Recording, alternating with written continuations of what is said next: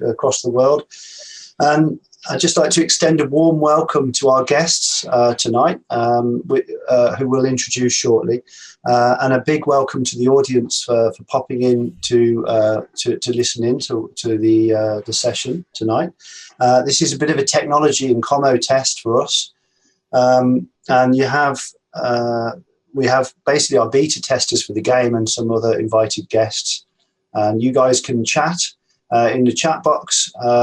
We'd ask you to stay muted and camera off if you don't mind. We're recording the session. It will go onto YouTube in the next few weeks. And the main purpose really is to discuss in a group for the first time that we've done with some former MACV SOG operators and airmen. And we have, I'll get them to introduce themselves in a second. Sam is the youngest chap in the frame, and he's one of our voice actors in the mission, in working with us on SOG Prairie Fire video game. And then we've also got Ken and Don, who are both working with us on it, and Dick is here strap hanging for Tilt, because Tilt's out to fetch his doing a family thing that came up at last minute, and he'll be joining us on Monday. So I'd like to thank Dick very specially for stepping in at the last minute, which he's quite famous for doing. We're excited to have you, sir. Glad to be here. I appreciate it. So if you wouldn't mind just doing a quick introduction, we'll start with Ken. Yeah, Ken Bowra, and I was a 1-0 for RT Idaho, RT Sidewinder at Command and Control North, Task Force 1 Advisory Element. Okay, thank you, Ken, and welcome. And Don? Don Haase here. I was a Huey crew chief for the 195th Assault Helicopter Company in 2nd Platoon Ghost Riders, and we supported the SOG mission from the time we got to Vietnam and until it shut down at CCS in June of 1970, and they transferred the assets up north. And okay, thank you, Don, and welcome. And Don's an avid player of Arma 3, as you'll be finding out. And then Dick, if you wouldn't mind just introducing yourself as well, please. Okay, Dick Thompson. I was in SOG 68, 69, worked out of FOB1 until we closed that down, and then I moved down to CCN at Da Nang. I was 1-1 at RT Alabama at Dubai. When we moved to Da Nang, I took over as 1-0 with Michigan. Eldon Bardwell was my 1-1. And later in 69, I let Bardwell take over the team, and I went to RT Virginia. And then for several months in there, I was also the XO Recon company and still running teams and doing those kinds of things. Glad to be here. And well, thank you for jumping in at very short notice. I really appreciate it. And it's going to be fascinating to hear what you've got to say, because it's the first time we've met, actually, properly. So, yeah, thank you. And thanks, guys. So can I just start the question with sort of with how did you become involved with MACV SOG? And I guess if we start with Dick, as you're the newest here. Well, I volunteered for Vietnam. I was in the 3rd Special Forces Group at Fort Bragg, preparing for a mission to Africa that I had volunteered to go to Vietnam. Those orders came through before my team left for Africa.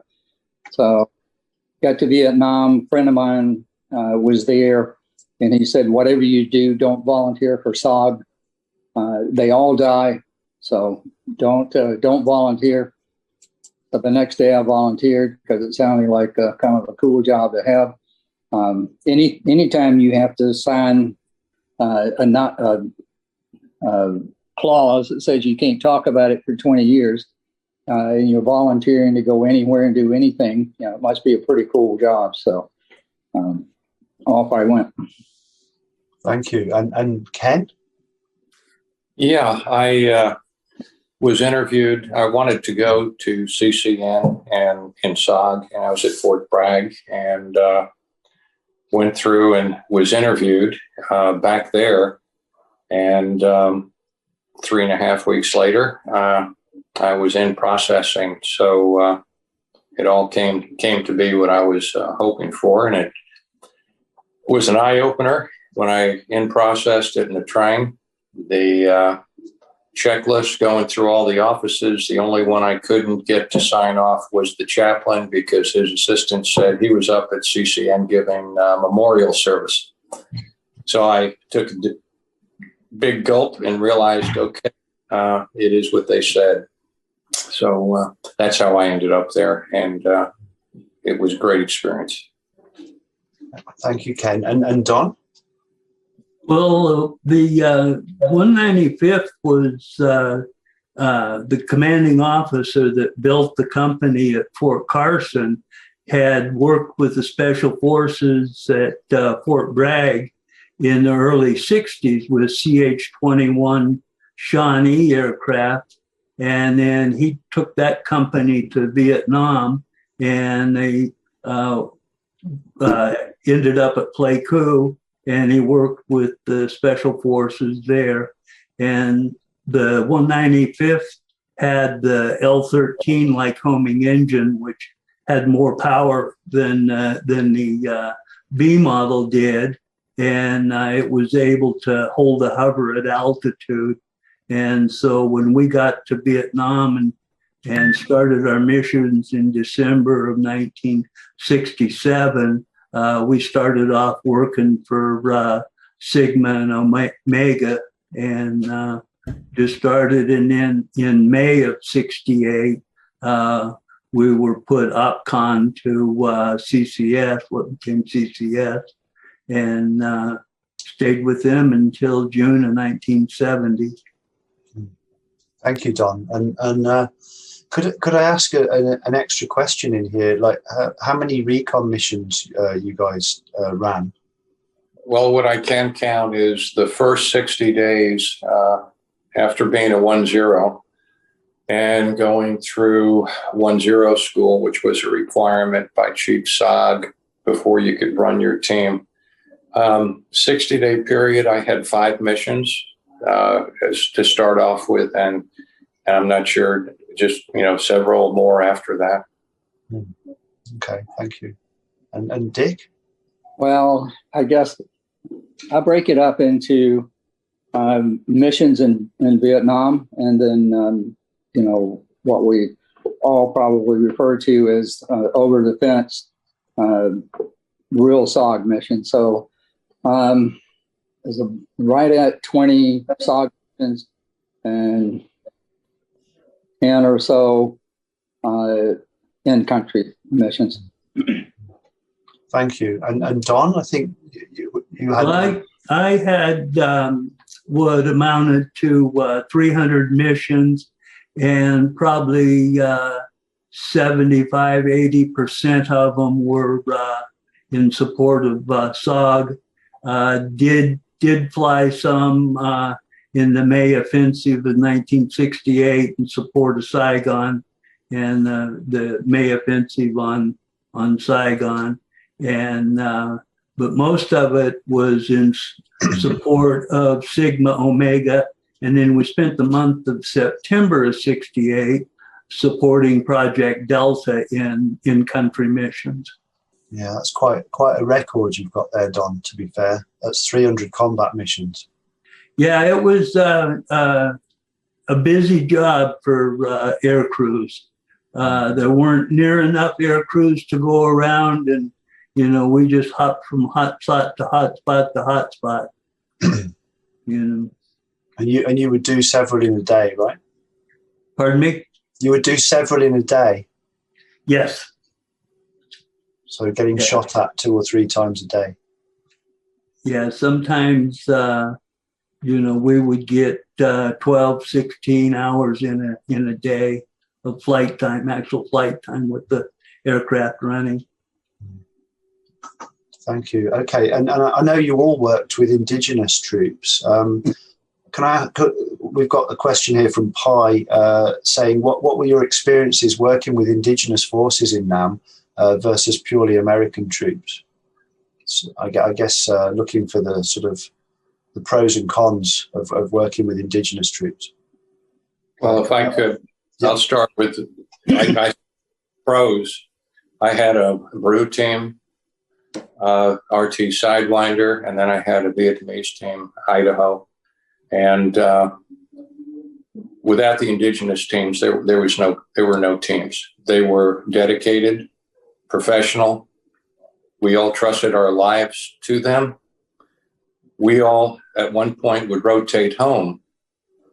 They never rotated. They signed on for the duration, and that was the duration of the war, however long it was. But as an example, on my team, Idaho, one of my very best, Quan, also served with Tilt 3 years before. So, I mean, think about that. There was no R&R except to go back to your family. Quan's from the north. He wasn't going back. So we all trusted our lives to them. They were dependable, dedicated, and they never de-roast. And I owed them my life and everything. So all of my experiences were with Special Forces units. I can't make a comment on regular U.S. conventional units. Thank you, Ken. Well, I worked with 3 different teams, Vietnamese to start with, then Mountain Yards, and then back to Vietnamese. And I would just echo what the general said. Fantastic. They knew what they were doing. They were hardcore. And that was their life. So they were outstanding to work with. And Don? Yeah, I was going to say I supported the Cambods a lot, the Cambod hatchet forces, the Chinese Nungs with Project Delta, the Mountain Yards. And from my perspective, they were just all top-notch warriors. And, they all shared our passion for winning the war and eliminating the enemy.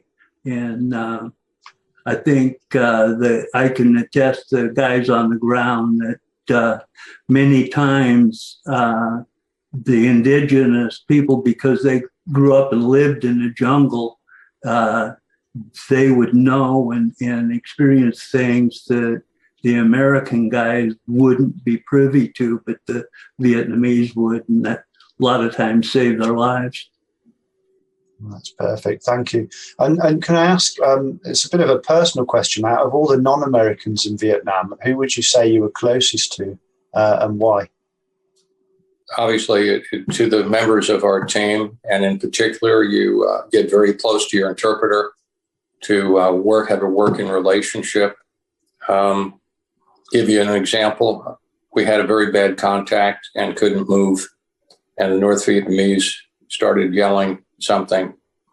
And my interpreter, Bong, I asked him, what was it? And he said, they say, give us Americans and we all Mountain Yards can leave. And then he just stood up and emptied a 30-round magazine at them. True dedication, friendship, and brothers. It's a brotherhood with them also. I mean, it's no difference. We were all one team. Yeah, I guess it's hard not to get close to the interpreter, but you can carry on a better conversation typically. So I was pretty close to all 3 of them.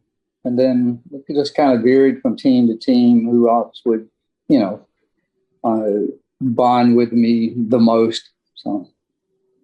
For me, it was my pilot, aircraft commander, platoon leader, Gene Neal, just because we flew every day and had, thousands of hours together, and you just develop a trust in your pilot.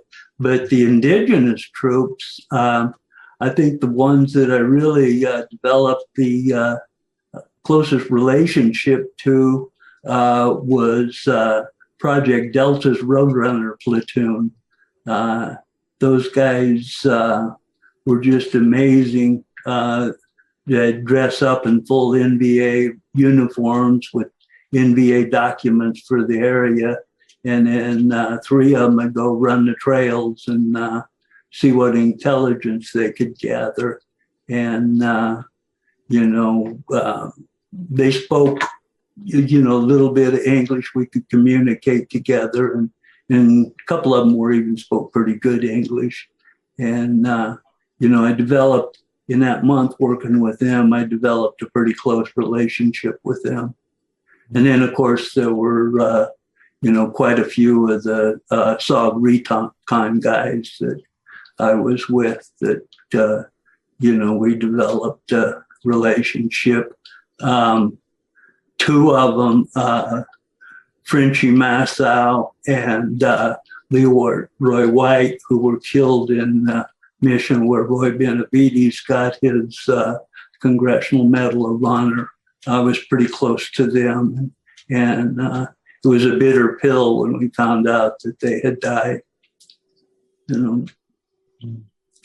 Rob, if I could add one thing too about closeness, who you're closest to with the U.S. side, obviously, I won one. RT Idaho, Frank Pulley from Zebulon, North Carolina, is a brother. We stayed together there. We fought together there. And we are still close friends and stay in touch to this day through the good times and the hard times and the bad times when they happen. But that friendship is as close as a blood family. All right, gentlemen. So our next question comes from Bolek, and he says, what do you think of people creating realistic video games like Arma, where people role play as soldiers and can recreate military operations? I'll take that since I played the game. The way that Savage game design is developed with the attention to detail with Ken and Tilt and the other advisors with, taking their pictures and incorporating the detail of the helicopters, the weapons, the gear, and everything. I think it's a great tribute to the veterans and our fallen comrades that some of whom are still somewhere in the jungles of Cambodia or Laos. And we're looking for them still. And I see it as a tribute to them. Yeah, I'd add on to what Don said, Rob. When you first contacted me, it's over 3 years ago when we started talking. And what is important and was important for me to look at this was objectively was this would be a tribute to those we served with, to reinforce Don. And not only the U.S., but our indigenous team members who were really the lasting permanent force of all of our teams. And then those that supported us, aircraft in particular, who would bail us out of difficult situations. So the game being a tribute to ensure that it was accurate, to preserve that legacy to future generations, to those currently serving, to those who are out there to learn, and then to bring everyone together for one reason I think that's important, which is teamwork. To pull everyone together as you guys work together playing the games. Now, I only got to observe 2 games last week with my friends, but watching people pull together and you learn that teamwork's important. So that's how I look at the game. I think it's very important. I would just add on to that I think creating a game and creating it the way you have by trying to make everything accurate, the terrain, the weapons, and everything that we were doing kind of establishes a historical record of what we did, how we did it, that'll be out there. Future people can go back and play the game and see what the conditions were like for us. As I talk to special ops guys now, SEAL team guys, and there's a big difference in how we operated versus how they operated. And they're shocked very often when they say, "You mean you didn't have, aerial support? You couldn't see the enemy, their movements at night? You wasn't getting a message over your earphones telling you where they were and when they were coming?" I said, "No, we didn't have any of that. You were out there in the dark, and if you ran into one, you took him out, but you didn't know he was coming. We didn't have that kind of technology, so we had to adapt to how we did things." So it's interesting when you see the difference, but the game kind of preserves, what we wore, the amount of weight that we carried, and tactics that we used. So really appreciate what you've done. Swatuf asks, is there a MACV SOG museum? At this time, there's not, and Don, correct me, but not a dedicated. We're in the process, of course, with our Special Forces Museum at Fort Bragg, reestablishing that and bringing that back up to world-class standards, but not a dedicated MACV SOG. I can add, there is talk of opening a museum, and there's a committee working on looking at opening a museum in Las Vegas, but it hasn't. It's still in the thinking, planning, and researching stages. And I did. I think I got an email from Bonnie that was a notice that the museum at the JFK Warforce Center at Fort Bragg is back open again, or opening real soon. And that is, about the only museum.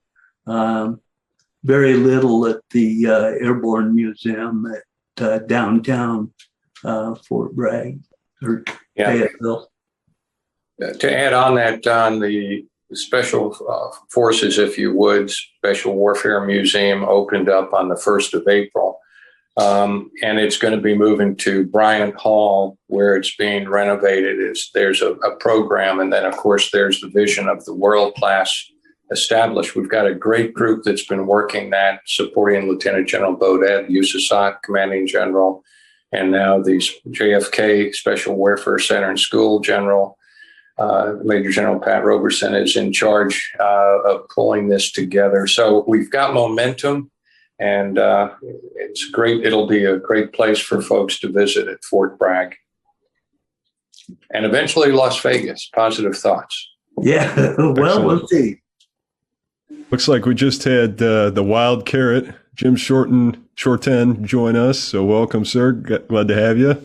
Thank you. Do you want to do just a little intro for yourself, Jim? Sure.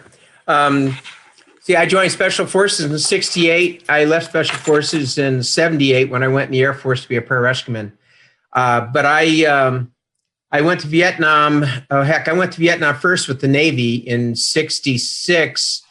And then when I came back in '68, I went through SF school. And from Special Forces, I went back to Vietnam. And I was with A502 for a while, and then I went to CCC. And after one mission with RT Delaware as assistant team leader, I became the team leader. And I stayed with the team until I left CCC, and then I went down to B-53 and trained at the 1-0 school for a while. I also did a bright light mission with RT Illinois. So that's it. Thank you, Jim. All right. Thank you, and welcome. And I'm very pleased to have you here. I'm sorry I'm late. I got hung up in traffic. I was in Tucson. It's about 160 miles away. Oh, hey, don't sweat it. And we've got Dick Thompson in here as well. I don't know if you know Dick. Yeah, I know of Dick. Cool. So I'll try and get one more question in for our first segment here. So JJ Oost, I'm sorry if I pronounced that wrong, says, and I think this is probably, maybe more people can interject on this, but I think this is probably mostly geared towards Don. He says, I've seen reports of close formation flying, so close that the rotors overlapped. If this is true, how did this change flight protocol and flight behavior? Well, we tried not to get that close, but sometimes in tight LZs in the jungle where you had multiple ship insertions, you did have to get pretty close. And it was, depending on the unit and the pilots in that unit's training, there were some units that, they kept quite a bit of distance. Other units felt comfortable getting closer together. And so I don't know if that answers his question, but it's a little bit on close flying together. Sure. Okay, so I think we'll go ahead and move on to section 2 here. We're going to talk a little bit about operations. So this is a question for the recon man. What was the most this is from Beachhead. What was the most common number of men operating on the ground in a recon team? How did you organize your team's head count, and how much flexibility was allowed? You want me to answer that? Sure, go for it. Yeah, I had a 7-man team. The reason I had a 7-man team is because it usually took 2 helicopters because of the elevation in some of the areas. But I always kept one string open for a POW, and that was the main reason, because you got 4 and 4. So that was the main reason. And when it came to, they'd give us a mission, we go to the mission briefing, and pretty much we ran the show. We told them what weapons we were going to take and how we were going to do it. The only time I ever got turned down is I wanted to do a jump mission, and I got turned down. I tried to do the jump mission with Ruff, but Ruff wouldn't take me because his team didn't know me well enough, and they were already trained for the mission. So, but yeah, that's pretty much it. We did our own mission. We took what weapons we wanted, and we did the mission the way we were trained to do it, because most of the people giving the orders for the mission had no idea how to do the mission. So we ran it ourselves. And there was some spike teams. Let me see. Ed Wolkoff had a spike team. I think he had like a 13 or 9-man team at times. And he went in heavy with, he took 60 millimeter mortars with him, RPDs with him, stuff like that. And my team, I had a sawed-off M79, a Car 15, and a bunch of grenades. I carried a pouch of little cherry grenades. But most of the guys I had was just the Car 15s, except for the guys in the front. They carried AKs. Thank you. Yeah. Anybody else? Either? Yeah. For my teams, it's interesting how the numbers kind of change different times. I had 10 indig with RT Sidewinder and Idaho. Numbers fluctuated a little bit, and I had my 1-1. We were a large team, but at the time I was there, we seemed to have larger teams. And as far as kit and as Pat said, we determined what our equipment was going to be, what our weapons were going to be. That was left up to the team leader. Our whole world was right there on our team and recon company.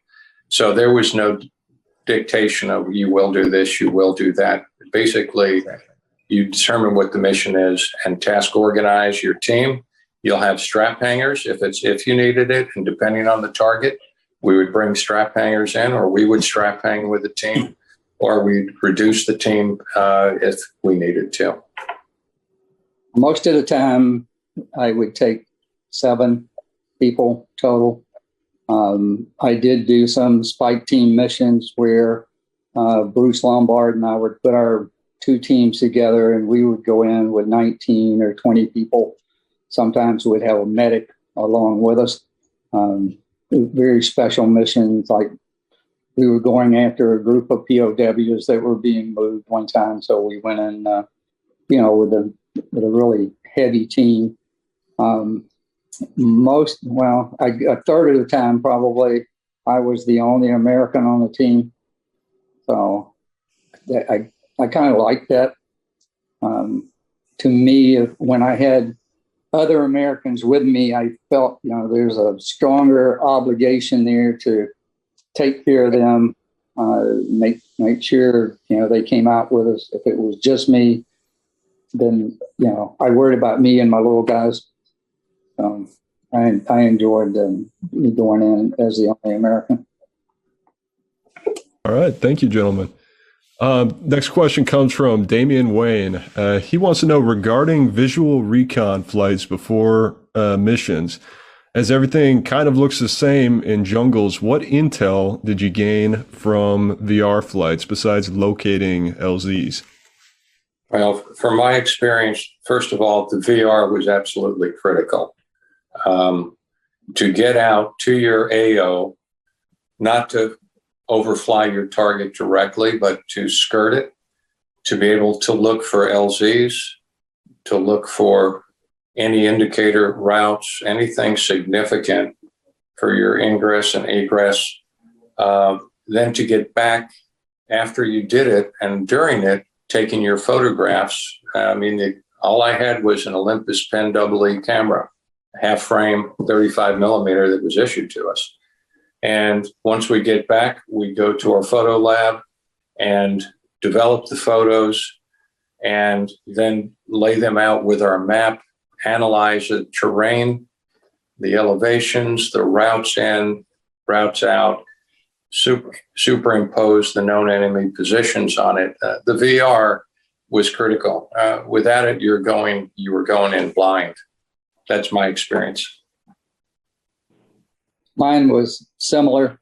I like to be able to see the LZ ahead of time, see any alternate LZs in the area, look for cliff formations, things like that. Look to see how the terrain was shaped, because as I moved the team, I tried to keep in mind what the terrain was like where I was moving, because I wanted to use the terrain to my advantage and to the NVA's disadvantage as much as I could. So any information I could get, and even when you take fire going into the area, it kind of gets you prepared for what's going to happen when you go out on the actual mission.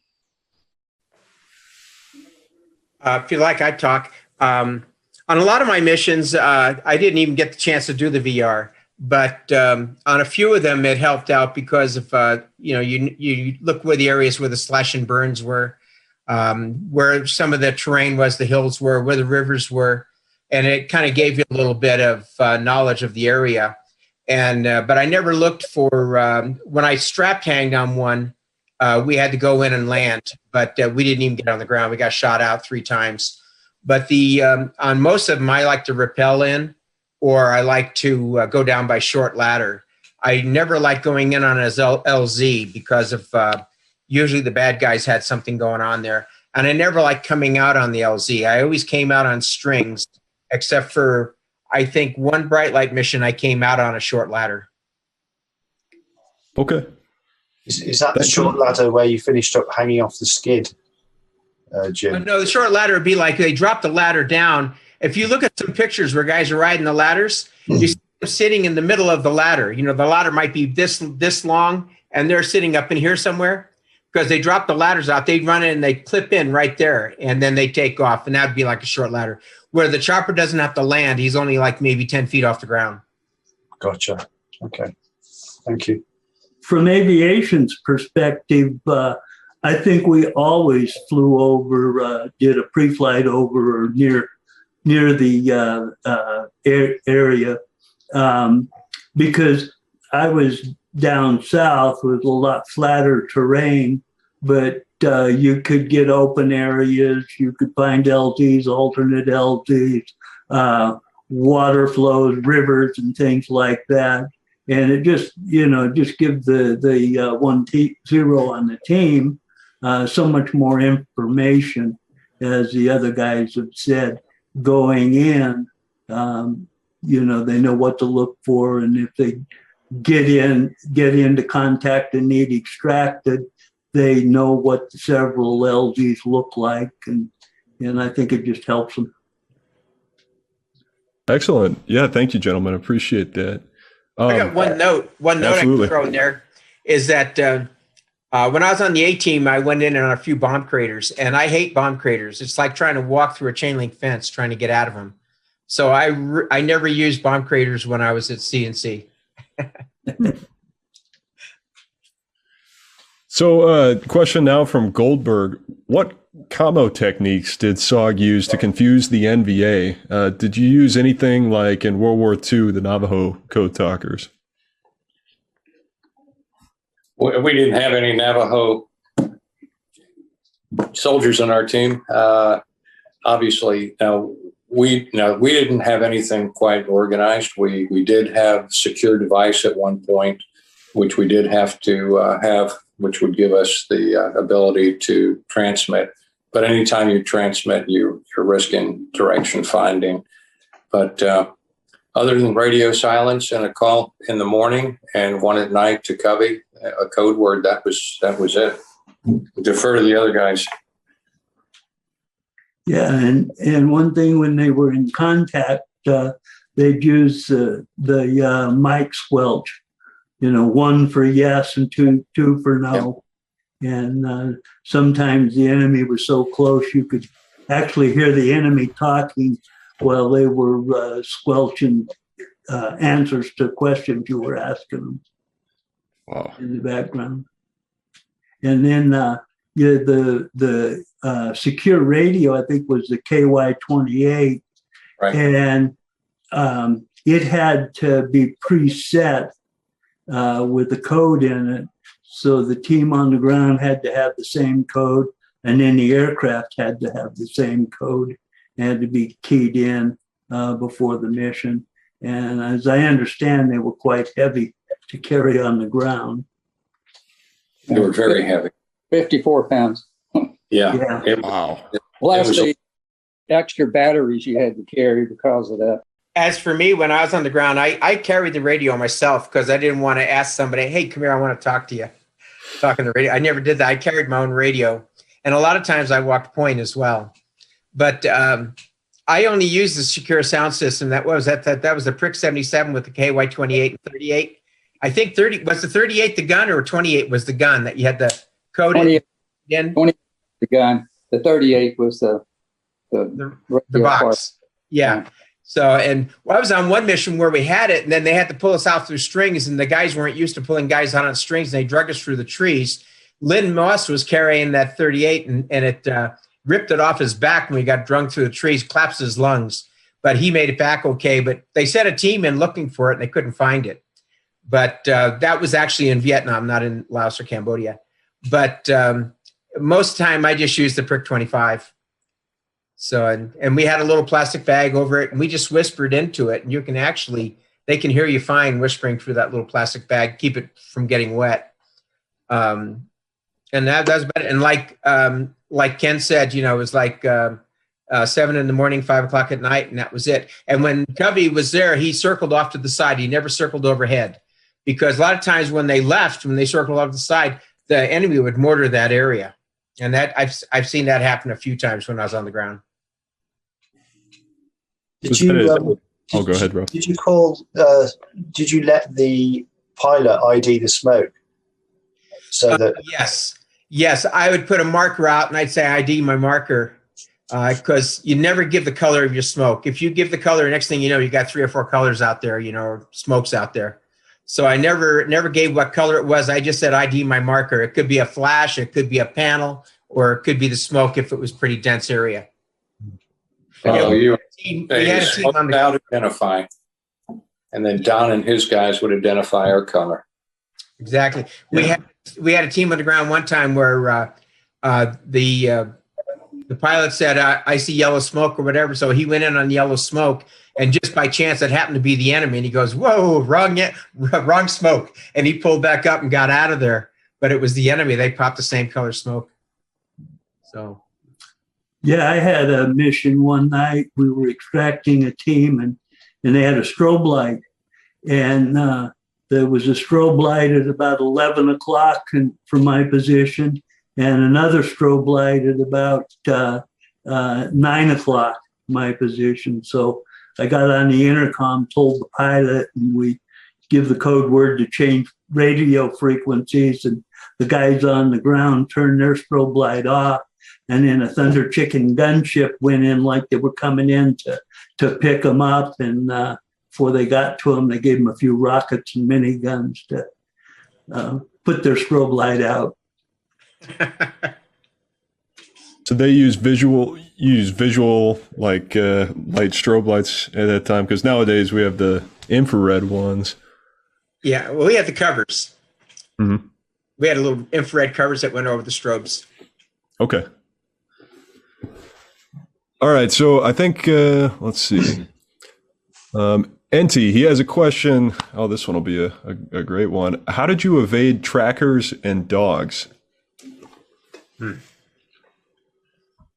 With trackers, I developed a high level of skill with the little M14 toe popper mines. I grew up out in the woods tracking animals and things like that. If you follow me, I know where you're going to step. I would take the team on a path, so it would provide me with obstacles that you were going to have to step over. I'd plant the mines right on the other side of a log or something that you had to step over. I would get them most of the time. I might have to plant 2 or 3 along the route, but eventually they would step on one of them. And, that's the end of it for them, because they're probably going to bleed to death before they can get any kind of treatment. With the dogs, I used CS powder. Sometimes I'd put a little pepper in with it. I'd carry it in a little bottle. I'd sprinkle it out if we detected any dogs were coming. I always carried a Browning high power 22 with a silencer on it. So if the dogs actually came after us, I could engage the dog with a pistol, fairly quietly. And that happened, on quite a few occasions. So you can deal with them. You just have to do it early enough. And when we moved into our RON position at night, we almost always did a fish hook. We'd go up, turn, come back. I'd put the toe popper up where we turned. We would come back down on the side of the ridge, so we would hear them most of the time when they would come by up above us. So we knew they were coming.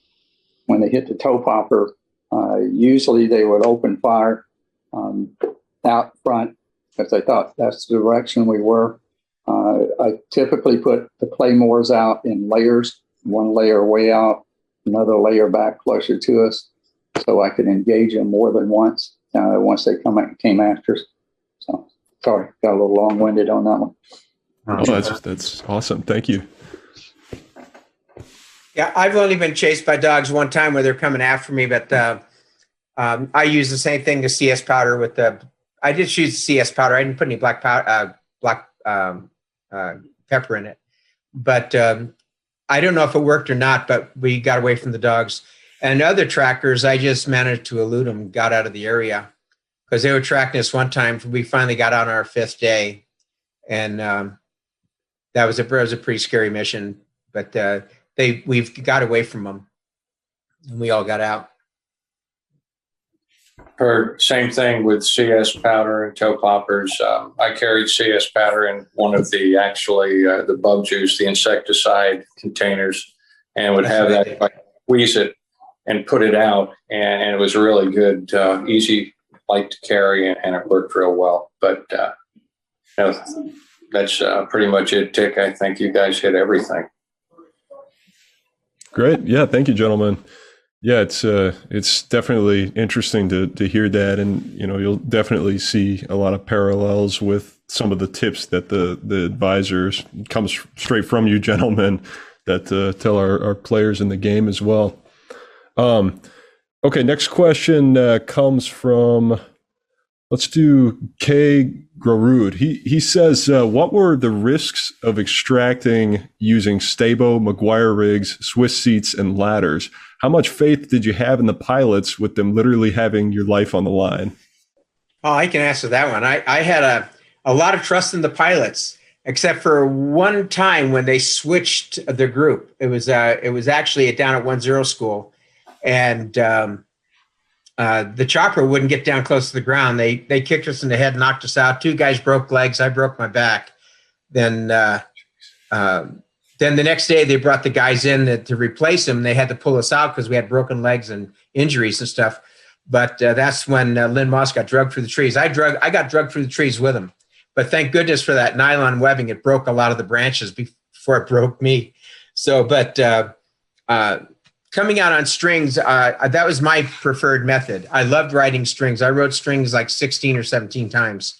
So, but I love riding the strings. I never rode a McGuire rig because I heard those, you sit in like a big loop and it has a little thing that chokes off your hand and you have to hold on. So I never really rode on those. The ladders, I didn't like riding ladders, but I rode them because it puts your legs to sleep. And you got to hook in. You got to snap link into that ladder because you'll fall off it. There's no way you're going to hold on to it for that long of a ride. So that was about it. But I came out one time by myself on strings, and I really enjoyed that because you get to fly around. You feel like the flying nun. So it's kind of cool. Other than that, was I had a lot of trust in our pilots. I mean, especially the King Bee pilots. They were awesome dudes. So. Add on to that, trust and confidence in the air crews, absolutely. One thing that we did that I think was critical before missions, when we got different assets that would come in, we would train with them. We would use ladders, we'd use strings. No air crews came in cold without having rehearsed with us if they were not already proficient. If they were new, that was part of their training cycle. In fact, their units would have them come to our camp and work a training cycle, which we would volunteer to go and be their training aides. And then before the missions, you just worked it. But the points on the ladder are important. You had to snap in. There's no way you could hold on. You could rest, but I prefer strings, but ladders saved my life, and so I like ladders too.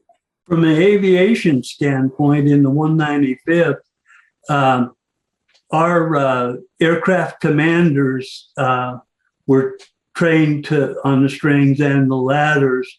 And when a new pilot come into the unit, they had to go with the unit instructor pilot and practice, the use of the strings. And a lot of times us crew chiefs and door gunners would get to ride the strings for them to, give them a realistic weight and everything. And like Jim says, it's the most fun you can ever imagine. The only thing is that we never had to worry about being shot at too much because we do it over a secured area. But without that, it's a ride. I'd do it again today. And we had McGuire rigs. We didn't have the Stabo yet when I was there. The aircraft crew, the pilot and co-pilot, if they weren't trained and proficient, then the ladder or the McGuire rig didn't get tied in the ship. And it was always a Special Forces rigger that would tie it in to make sure it was done properly. Yeah, it can be a rough ride coming in. You don't have a lot of protection if you're in pretty heavy contact and you're being pulled out in the middle of that because you're twisting, turning, you're bouncing off limbs, and the bad guys are behind you, and now they're on the other side. If you've got somebody else that you can kind of clump up against and you can protect each other's backs, thumb coming out, but sometimes you get pretty beat up, like Jim was talking about. It's an interesting experience. Yeah, and that all changes when you're under fire because the helicopter has to hover at altitude, throw the ladder out or the rope out, and it has to reach the ground. And then you have to wait for the team to get to it and get hooked into it or on it. And then you can start lifting them out. And, you're vulnerable. The only saving grace is that it's usually a very small hole in the jungle. You couldn't get a helicopter in there if you needed to. So from that standpoint, that's your only protection is hopefully they can't see you, but they can hear you. One of the things I started doing, I went in to pick up a body one time that was killed coming out on strings. And after that happened, I saw the string break like that. Well, I didn't see it break. I went in to get the body. But I started hooking guys up 2 ropes to one guy, where instead of having the rope come down and hook to both shoulders, I had it come down over here and hook one here, and I hooked the other side up to the other guy. And it worked pretty good, except for, some body weights are a little heavier than others. But if the rope was to break, you're still hanging on. And I did that with John Caviani. When John and I were on a mission, there was 5 of us on the ground. And when they pulled us out, there was only 4 ropes. So John and I came out on 1 rope. And one of the problems, though, was when Johnny was shooting, and we started spinning in a circle because we hung below everybody else, right? Because we were heavy, 2 guys on 1 rope. So he's shooting and we're spinning in a circle. And I kept yelling, John, shoot the other way, so because we're spinning around the circle. And he's just sitting there, just shooting like crazy. So, but that was kind of a funny thing. But yeah, you can come, 2 guys can come out on 1 rope. Wow. Yeah, I think Alex Saunders had a situation where his rope was shot and broke, and he came out with somebody hanging on to him, and he made it, but he was hanging on to the lower part of his knees by the time they finally got landed.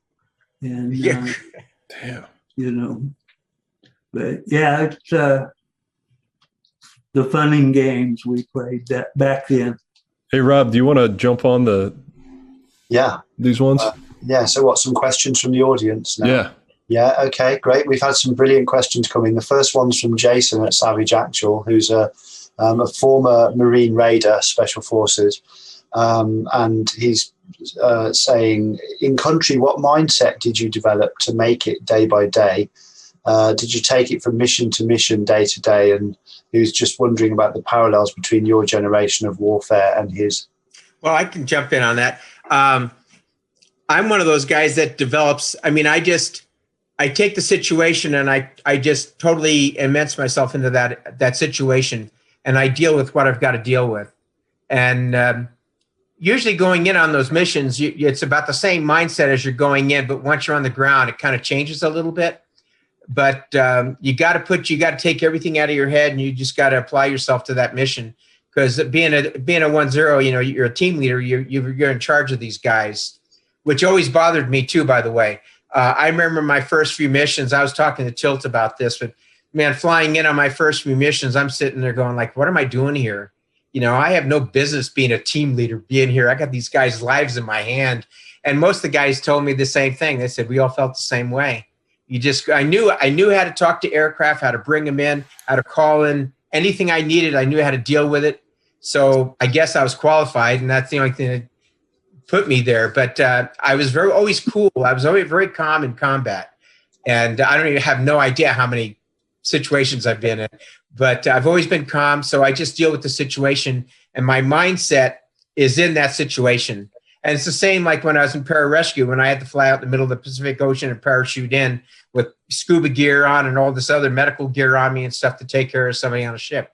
So it was the same type of a situation. You just adapt to that situation and you deal with it.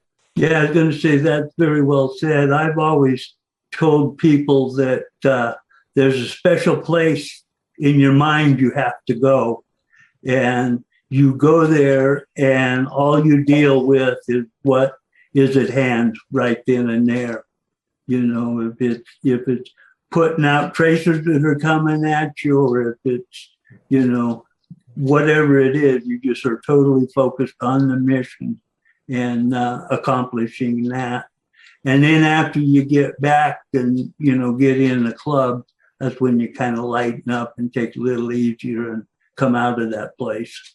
I'd like to, reinforce exactly spot on to what's been said. It's focus. It's focusing on the mission, preparing for it, doing the preparation. And then when you're on the ground, it's keeping that focus, but it's also anticipating what the bad guys are going to do.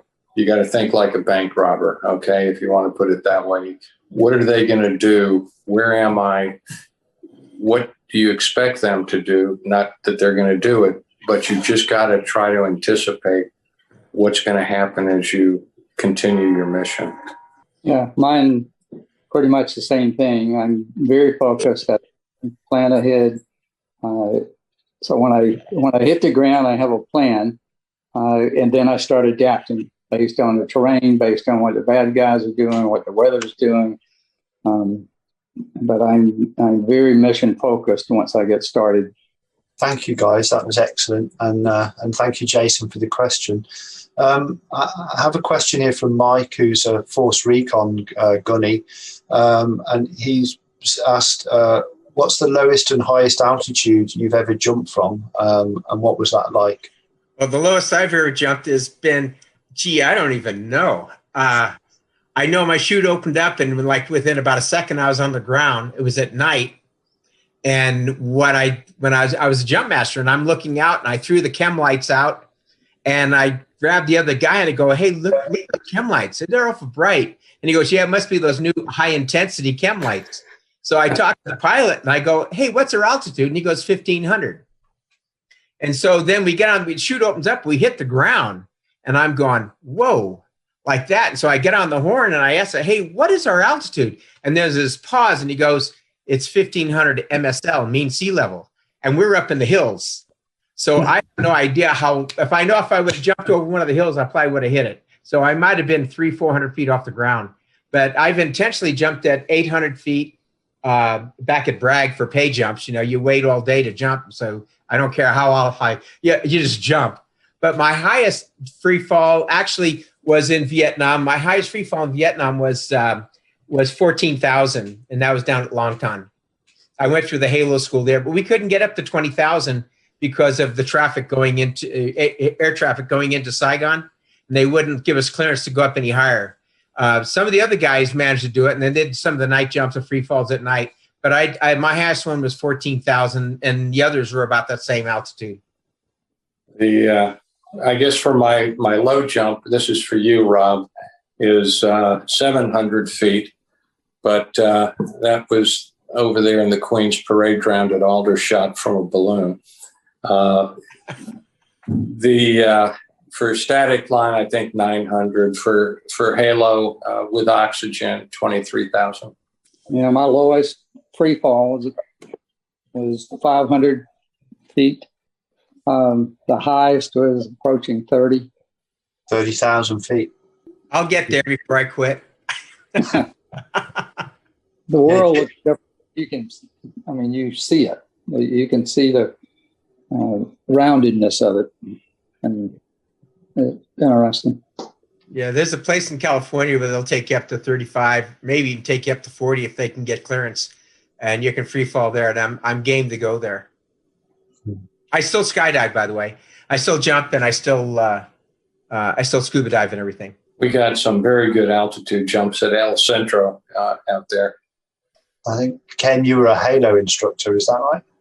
No, I just was in Halo team leader, and then I just stayed proficient with Halo through my assignments. Yeah. Thank you, guys. That was fascinating. We've got some paratroopers in the audience as well, so they're all really interested in the crazy jumps you guys would have been doing. We've also got some Australians. Conk has asked the question: Did any of you involved with SOG have any interactions with the Special Air Service Regiment from either New Zealand or Australia in Vietnam? I had outside of SOG with the AATTV, Australian Army Training Team, Vietnam, and we all worked together, and that was with the Cambodian program. Yeah, I worked with some of the Aussie guys down there at B-53 at Long Tom. Great bunch of guys. They work hard and they party hard. I love them. Yeah, I had, we shared the Plantation Airfield with the Aussie helicopter unit, Huey unit. And so at night they'd come over to our EM club and we'd party together. And then I supported the Korean soldiers and the Thai forces and, you know, in their missions. Those weren't SOG missions, but, you know, and the Thais and Koreans are, they're tough little soldiers, they are. Okay, thank you. And a throwaway question. How many stolen Jeeps did you trade, repaint, or ride in? We didn't have Jeeps. Those are just people visiting. Well, as Rob knows, and I think maybe this question comes, I had a Jeep business before I got on flight status, and we would go out to the junkyard and we'd find a Jeep that was a combat loss, steal its ID tag off of it, and then go down to Long Bin where they had a yard where they were shipping Jeeps back to depot maintenance to get rebuilt that had 50,000 miles on them. And I'd pick a shiny, clean one that looked like a staff officer had used and it didn't get beat up. And I'd drive it up in the back of my deuce and a half truck, sometime when nobody was there, sometimes bribing them. And anyway, we'd take it, pull the ID tag off, and put that ID tag the Army had written off the books on. And you know, we supplied several of the A-teams with Jeeps. And I know one time we traded a Jeep for enough steaks to hold a company party, which, you know, it was in a unit that was with the aviation and maintenance and pilots, you know, about 300 men. So it was a lot of steaks. But yeah, it's, and then we had one that we used on the flight line. We had to paint it yellow. They wouldn't let us have it on the flight line, but I think the statute of limitation is up on that. I hope. Thank you. That's wonderful. Everyone else is go on, Jim. When I was on the A-team, A502, we had a guy that stole a C-7A Caribou. You know, What? Yeah, he stole it, got away with it. And we used that for a while. And then finally, I think he left it somewhere on an airport somewhere. But when I was at the Navy over in Vietnam, and for those that know, I was Navy, Army, Air Force. But when I was in the Navy, I worked with Seabees out of Da Nang there. And my buddy Buzz and I were sitting down at by the pier, Museum Pier down there. And this guy comes up, it was the RMK ramp over there, actually. And he was sitting there, and this guy comes up with a piece of paper with a number on it. He goes, "Hey, I'm here to pick up this vehicle." And he looks at it, and he goes, "Yeah, it's right over there. Just go ahead and take it." And then he writes it on his report. And so my buddy and I scratch our head and go, "That's pretty easy." So we found a Jeep we liked. We just wrote down the number and stuff, and we just went over and said, "Hey, we're looking for this Jeep." He goes, yeah, it's right over there. So we took the Jeep, and we just took off with the Jeep. He drove it around and everything, and he got caught with it. Buzz got caught driving it around. I wasn't with him when he got caught, but he got busted. So, but when I was on a B-53, we had 6 Jeeps, I think, when we were there, and we were only supposed to have 2 of them. And so what we did is we made the license plates were just painted piece of wood or something on the front of the Jeep. So we just took, 3 plates all looked the same, and we put it on the Jeep. And what happened is a couple of guys went down to Saigon or wherever, I don't know if it was Benoit or Saigon, but they went down there, and both Jeeps had the same plate on them, and they didn't watch which Jeep they grabbed. So when they went down there, they got caught.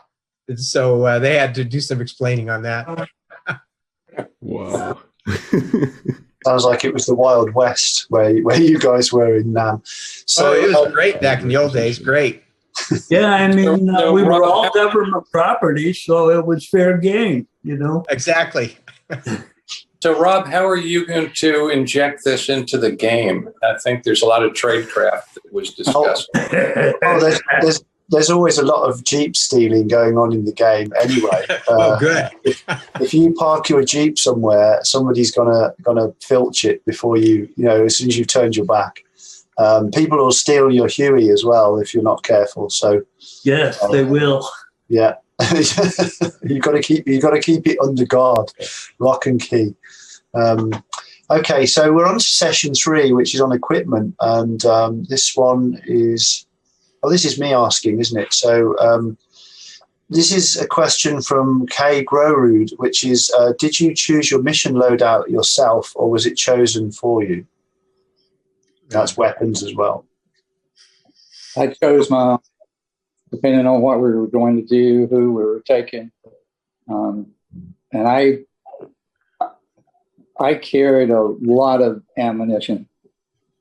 I normally had, when we were using the 20-round magazines, I normally carried 50. Whoa. It's just my normal load. I was the leader. I also carried the radio because, like some of you said, I want to talk. I want to be guiding the airstrikes coming in and whatever's going on. But I also shoot a lot. 50 magazines, that's a lot. I carried 36. Yeah. You know, I didn't always empty 50, but I could pass them out to my guys. You know, Exactly, yeah. I carried 20 rounds, and I had 10 30 rounds. But then I also had my backup, which cut off M79 and ammo for that. But, depended on the mission, as Don said, for how we did it. But generally, that was the load that I would carry. So in the helicopter, I carried 2,000 rounds of 7.62 in a grenade box, all linked together in one belt. And then I carried 500 rounds of M16 ammo for my M16, and that was in taped together magazines, 18 rounds per magazine. And one time was in a night LV, and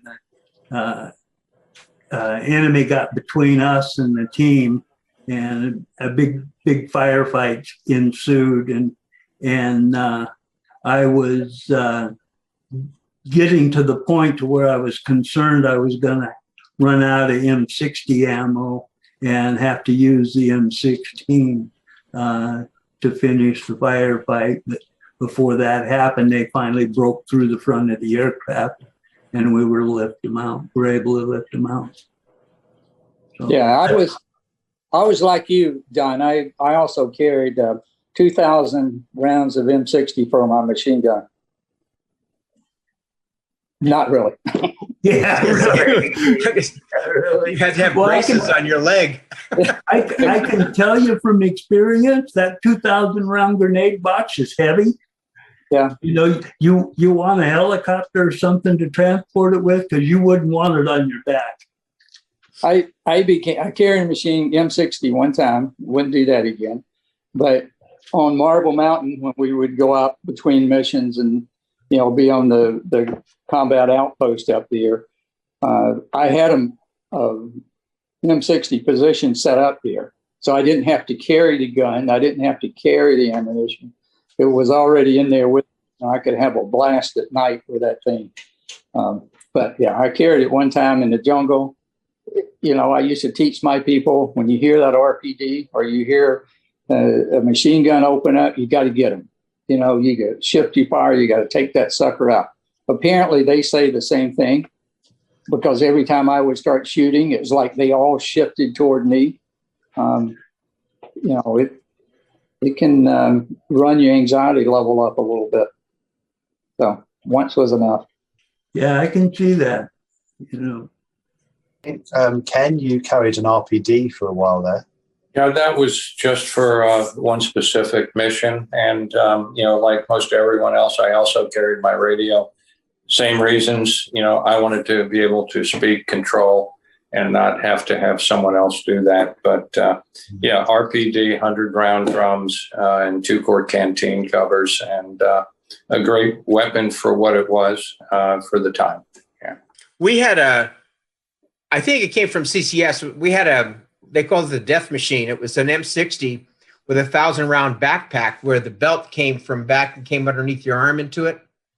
And I carried that one time, not on a mission.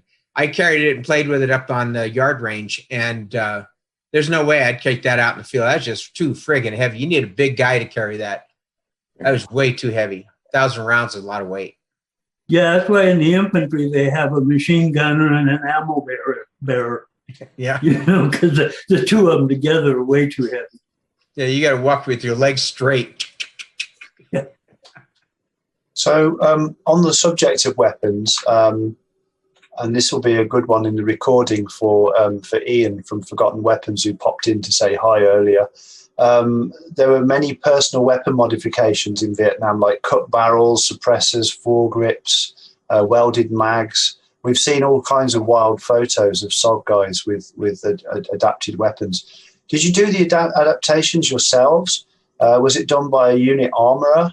How was it regarded by senior officers? Were you clear to just make your own modifications? Most of the weapons that I picked that were modified, somebody else modified it, and then when they left country, I got it. That kind of a thing. I had a sawed-off 12-gauge shotgun, but I used it mainly for ambushes. That was about one of the modifications that I can think of. The M79 was cut off. That was short. It was only about yay big. I carried a little cat house pistol around my neck. It was a little, I think it was a 25 or something, or 32, something like that. It was a little Colt. I gave it to my yards when I left. I gave it to my 01. But that was about it. I know a lot of the guys had the RPDs cut off, and they had it cut off right in front of the plug, because right on the back of the barrel, well, not like halfway down the barrel, there's a switch there for slow, medium, fast kind of a thing. You have to cut it off in front of that. But that was about it. You had a shotgun, didn't you, Jim? Yeah, I had a 12-gauge shotgun. It was cut off. It was probably about yay long. A double barrel? No. It was. I can't even remember what it was. What did we determine it was? It was I think it was a Savage. Yeah, I think it was. Yeah. Yeah, I can't remember. No. So yeah, I just used it for ambushes. You know, if we were doing ambushes, we were setting around the camp and stuff, I'd use it. I never took it on an actual mission out in the field. A Stevens 77. Something like that, yeah. Yeah, the ones that I had and we had access to, again, were hand-me-downs that had been done work. The only exception was making another cutoff M79. And I went up to the motor pool to get help with the welding of the little ball on the end of the piece there that locks inside. But yeah, I mean, it was a lot of creative ingenuity by guys ahead of me who did it.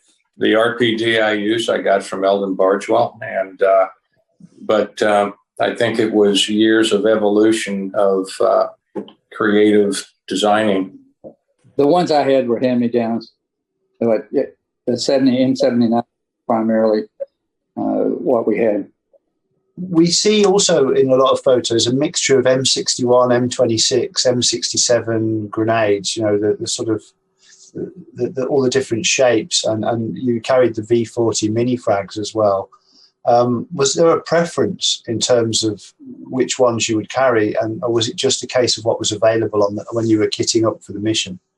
As for me, I carried the little cherry grenades. And that was about their little, I don't know what the nomenclature is on them, but these little cherry grenades, because you can put so many of them in your mags in a canteen pouch. Mm-hmm. I carried a couple of the HE, the bigger ones. You know, I carried a couple of those in a white phosphorus. I carried the white phosphorus in my backpack. I didn't like it on my chest in case I got hit there or something. But that's about it. I didn't carry, because most of the areas, they're so dense, it's kind of hard to throw grenades, you know. So, because most of the areas I worked in was right on the tri-border. So it was just so dense. Even the M79 was really hard to deal with. And those cherry grenades, you got to be careful. You throw them, they bounce back and, you know, come back at you. I did it one time, and I had one bounce back, and it got me, but it was far enough away. It didn't damage too much. Rob, I think Same thing. I would just kind of, I'd love to have I had one grenade or one canteen pouch full of the small mini grenades, and then a couple of M26, a Willie Pete in the back. Again, never wear a Willie Pete. And that was pretty much it. Carried grenades in the rucksack. But I forgot the nomenclature now. I didn't like the round ones, the baseball looking ones. In the terrain we were in, quite often it was hilly. And you throw it up there and it rolls back, things like that. I like the other ones because they don't roll straight. I did carry the Claymore mine on my chest. A lot of us carried the Claymore mine right there. We could put time pencils in it and stuff like that. Which way did you turn? Do you have the front toward enemy facing out or turn toward you? No, I had it facing out. Oh, okay. I just had it facing out. I didn't know there was a special way to wear it. I'd hate to have it go off and get all those old bearings. Well, I wouldn't know either way, so it wouldn't matter. Yeah, but went off, it probably didn't make any difference. Yeah, it didn't make any difference.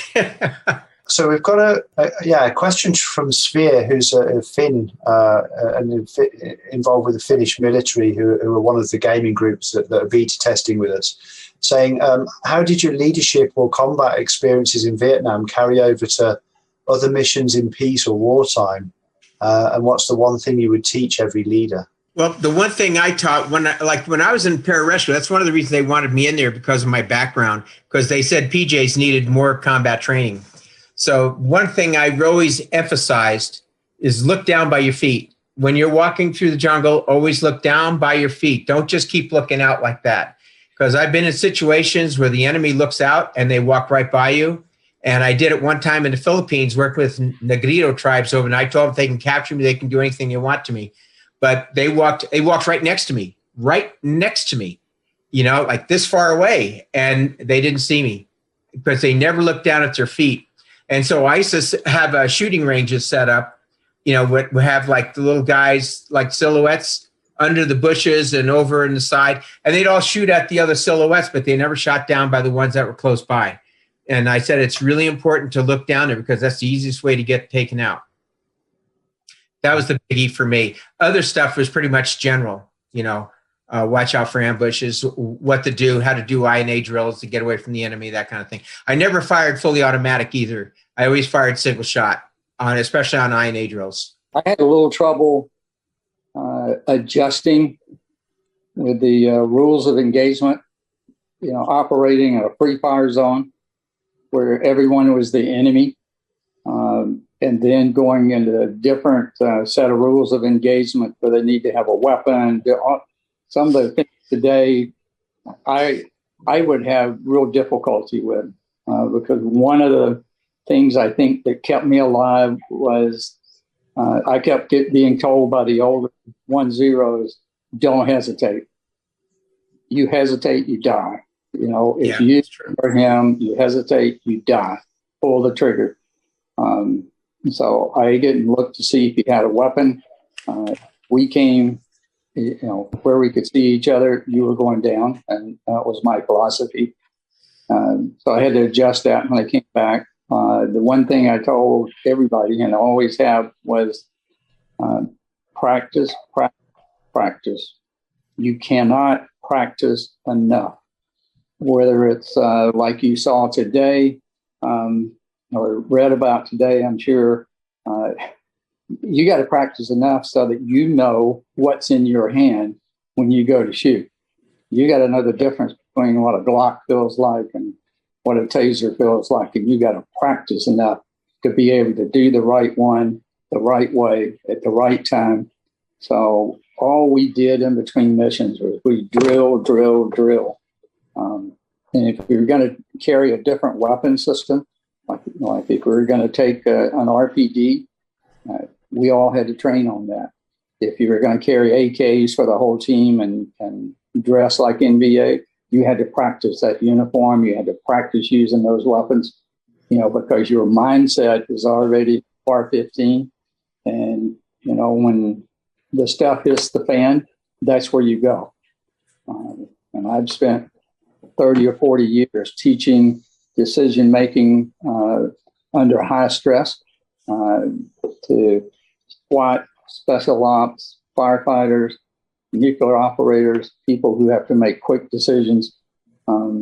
There's a whole psychological aspect of it. In fact, when I finished in SOG, I went back to school. Instead of being a chemist, I went back in psychology and got a psychology degree to understand how people's minds function better, particularly in battle, under stress. Everything changes. Your vision changes. You go out and you practice on a firing range. You practice the sight picture and all of that. When your stress level skyrockets, you can't even see the sights.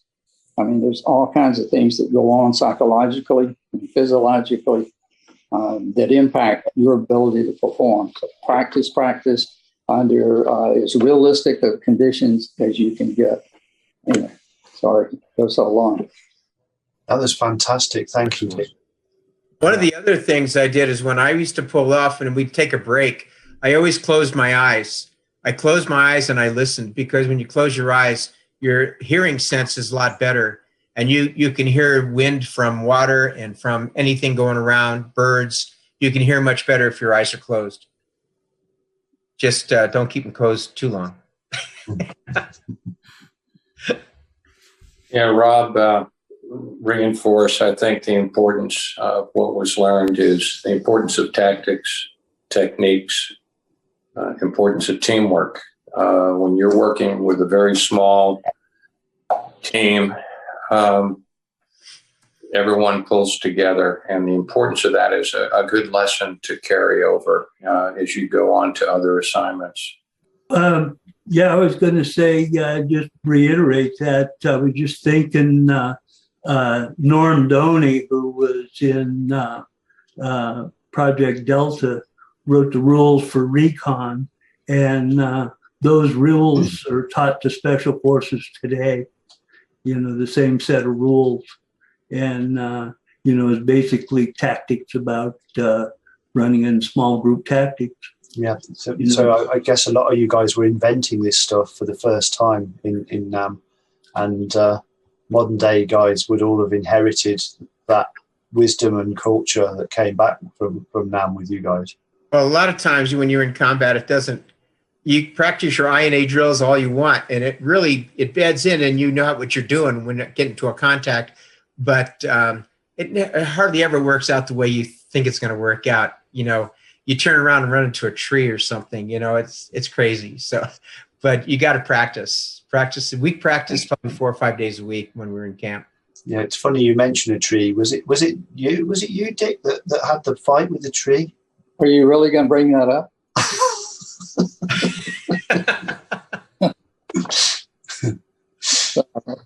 Yeah, but you know, just for the record, I did win.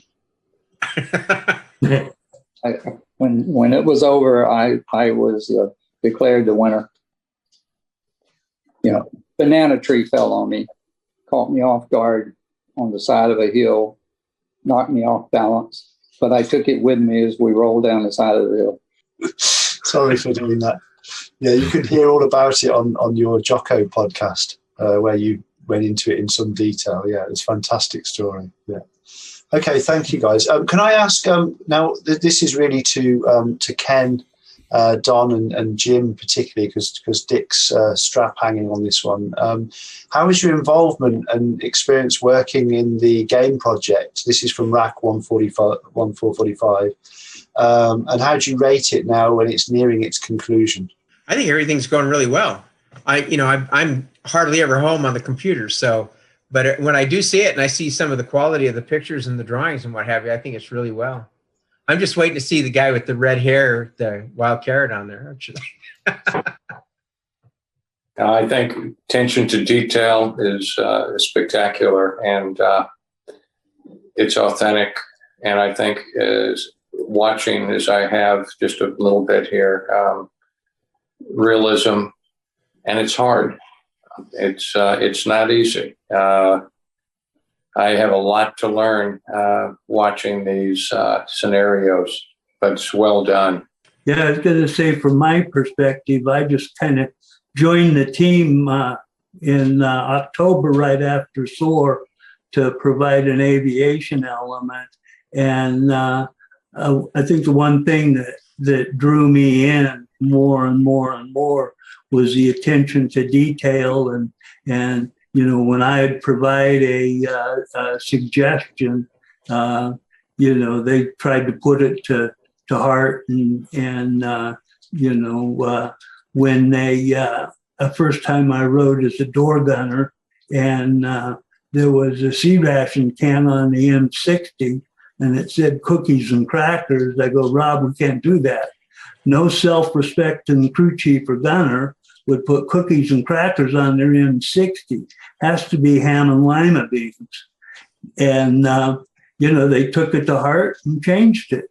And I was flying in the game Saturday, and the other door gunner was a Vietnam veteran, and he marveled at the sea ration can on the M60, how real it looked. And so I think, from my standpoint, I'm really amazed at the attention to detail. And when suggestions were made, they were acted on, unless they didn't make sense, of course.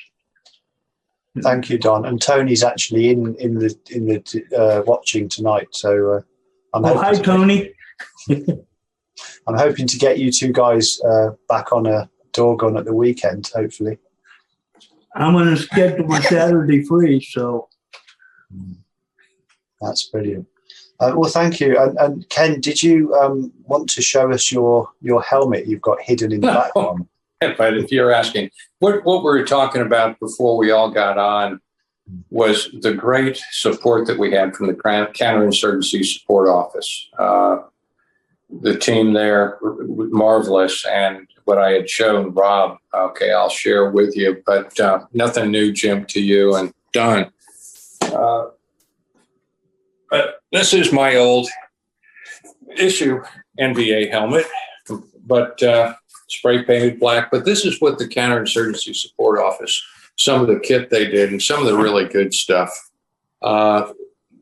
Amazing what they turned out, from the indigenous equipment to stuff they used to issue us. And but I wanted to show that to Rob early on, so I'll share that with you guys.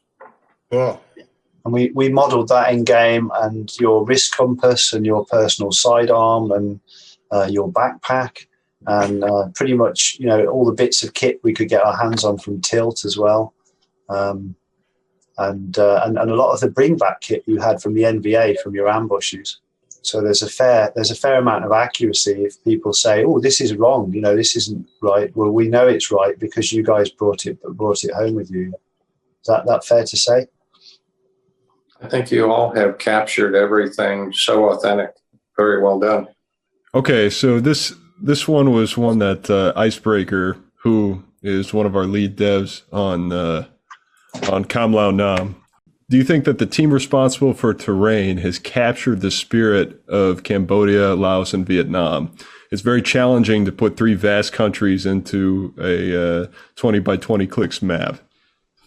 Yeah, I think for what you had to work with, you've done a marvelous job. I mean, the Central Highlands and up north was mountainous and hilly, and then down in Three Corps it was pretty flat, and you pretty well captured it.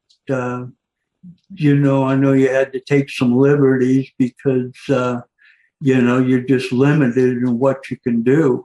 But all in all, I'm really impressed with the terrain, the way the bomb craters looked, the shelled out trees, and the top of Hamburger Hill, and the radio relay station. For the small areas, I think the terrain, you've done a great job. Thank you. Well, we've certainly been inspired for 3 years working with Ken, 2 with Tilt, about a year with Jim, I think, and yourself, Don, coming in a bit later. and now making Dick's acquaintance today. So a new friendship and partnership hopefully developing there. And I can say from my team that we get so much energy and motivation from working with you guys to bring your stories to the front. And I guess my last question actually is, because some of you have worked on the mission designs with us, are there any missions we haven't done that you think we should do? I'm not familiar with all the missions that you've done. I know you said you did a bright light. Yeah. I can list them off real quick. So the ones that are in the game, first one is Eldest Son. There's a spin down, bright light, ashtray, prisoner snatch, and Mabel. Wiretap.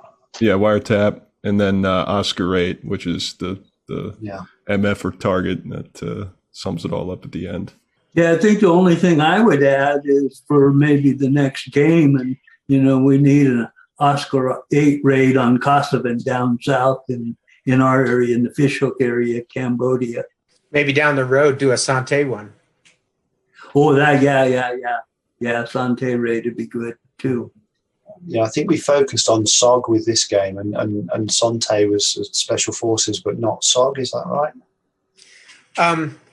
I don't know. They pulled a lot of guys out of SOG to go do that raid, but there were guys that left country and went back to the States, and they pulled them. When I was on A502, my team sergeant Tom Kemmer was on the raid. Yeah, he was a great guy. He passed away now, but he was really a good guy. I liked him. Thanks. Well, I think there were a lot of SOG guys that were on that raid. I know. Before he passed away, I got to spend quite a bit of time at SOAR with Galen Kittleson, who was on the Cabanatuan raid in the Philippines in World War II, and went on a raid to recover Nick Rowe, and then on the Sante raid. So, quite a hero and quite a guy. And that would, it would be a good mission. We've built the prison literally building by building, I think. So it does exist on the map, and it's ready for the community. Maybe somebody that's watching tonight as well can dive in and start assembling, the team and the mission on it. It's possible. Yeah. So we've got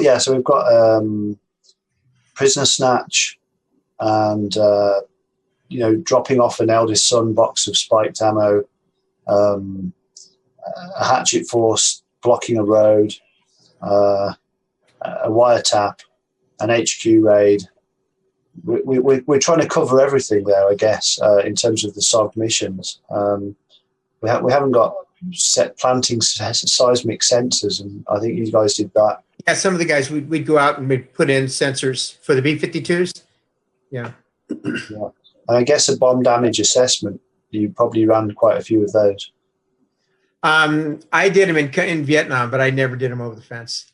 Yeah, I inserted a few teams on a B-52 bomb damage assessment, and the guys are pretty whipped when you pick them up. Okay, well, we'll think on that, and we'll see what we can come up with. So thank you for that.